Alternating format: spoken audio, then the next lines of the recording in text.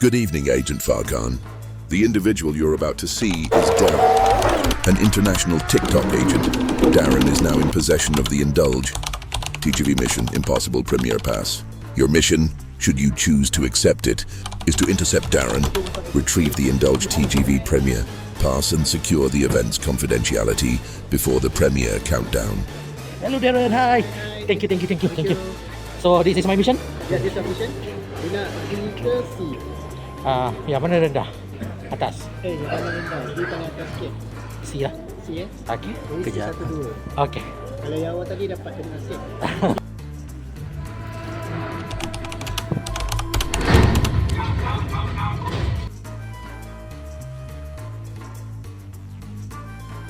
Hai, selamat datang ke Zavlog.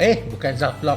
Ini adalah filem review daripada abang. Babang baru je lepas tonton cerita Mission Impossible The Final Reckoning, Tom Cruise. Okey.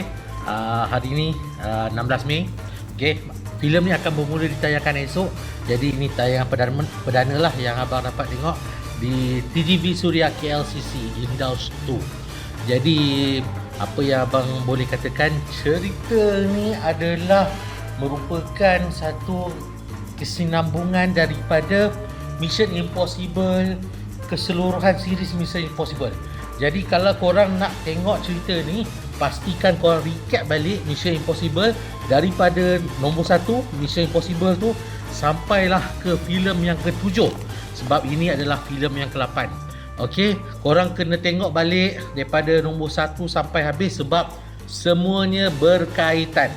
Kalau first kali korang masuk, cerita ni kenapa ni kenapa kalau siapa yang tengok daripada mula sampai habis cerita series Tom Cruise Mission Impossible ni, korang akan ingat balik lah siapa kas-kas yang sebelum ni.